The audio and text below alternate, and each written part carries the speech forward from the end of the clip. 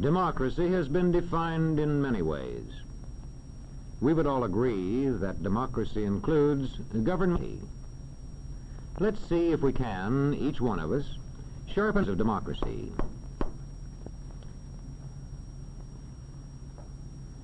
We know that democratic words and forms have been written into laws. But it is the way people practice democracy that really counts. Let's ask this man about defining democracy. He studies communities and the way people live in them. He goes about his job scientifically, observing, recording, analyzing, and reporting. Well, I'll tell you one thing.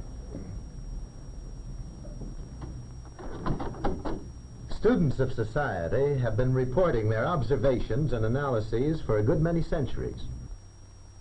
And as yet, there is not one single definition of democracy that they would all accept.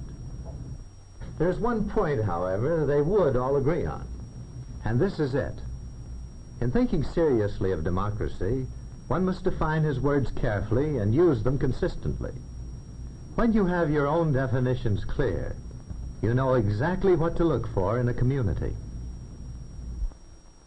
Many students agree that two important signs of democracy are shared respect and shared power. Let's take shared respect first. Sharing respect means that each shares the respect of all. Not because of his wealth, or his religion, or his color, but because each is a human being and makes his own contribution to the community, from healing its sick to collecting its garbage, from managing its railroads to running its trains.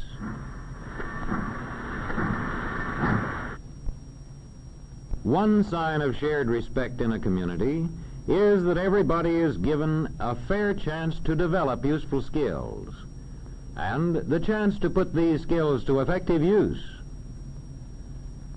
And there is shared respect if various groups in the community recognize each other's right to hold different faiths and opinions. And now let's see how we spot the second of the two signs of democracy, shared power.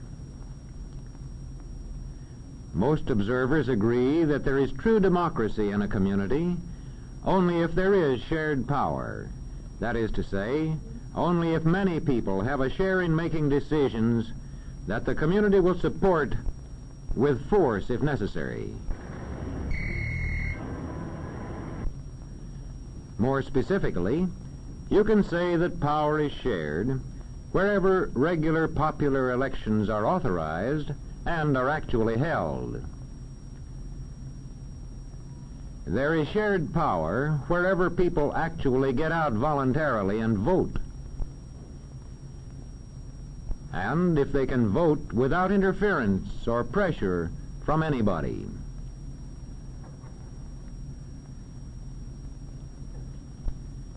There is shared power if office holders are drawn from representative groups in society.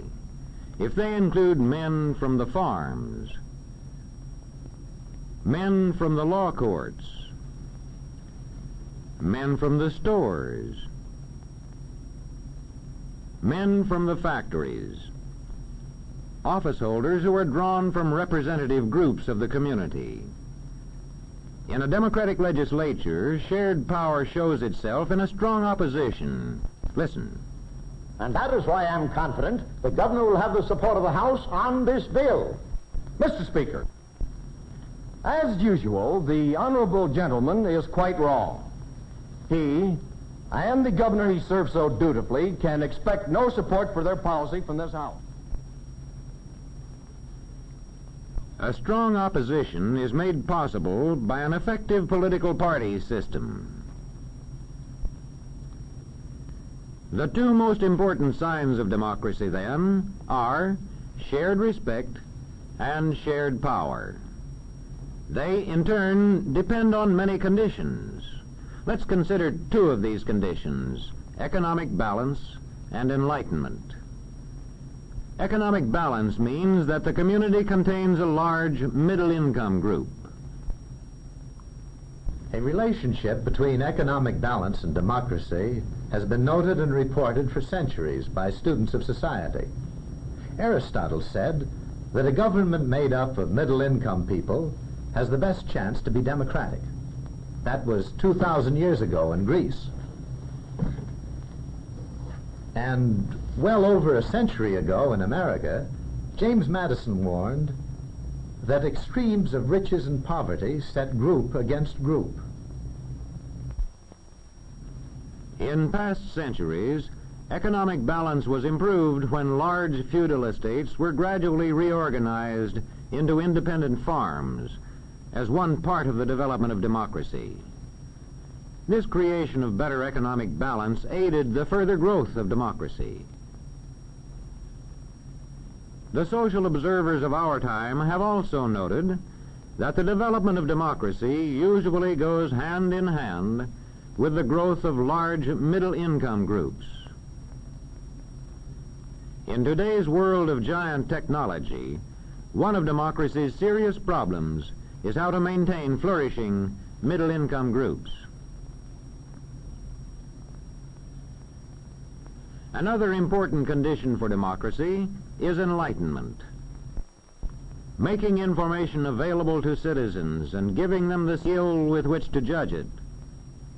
As public education increases, democracy grows. In checking a community for democracy, we must find out whether it provides schools adjusted to the needs of its young people. Just being able to get books and newspapers is no guarantee of democracy. The newspapers of a real democracy meet these tests: balanced presentation of news, disclosure of source, competence of the staff. In applying these tests to newspapers, we find out, first of all, if they report both. See if the news pages contain news only, and if opinion is kept for the editorial page.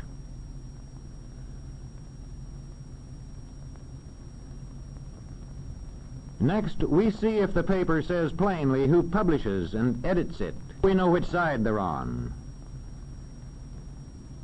Newspapers in a real democracy meet a third test: competence of staff. This test requires newspapermen to value accuracy and impartiality, and to interpret the news skillfully for the public. The competence test also requires newspapermen to use the services of experts. I want 500 words on freedom of the press for our anniversary edition. How about it? But, Professor, you know more about the history of freedom of the press than probably any other man in the country. Yes, that's right. I mean the responsibility of a free press and other forms of communication like the radio and the movies to enlighten the people into democracy. When we examine any democratic community, large or small, or just average, we find that we can separate out two distinct signs of democracy: shared respect and shared power. They, in turn, depend on at least two conditions in the community: economic balance and enlightenment. There is no standing still. The more economic balance and enlightenment, the more shared respect and shared power. Democracy is something that's never finished. It wanes with neglect, and it grows with care. If a community works to balance its economy, and if it works to enlighten its citizens, such a community can achieve shared respect, and it can achieve shared power. By working hard at it, the citizens of any community can achieve democracy.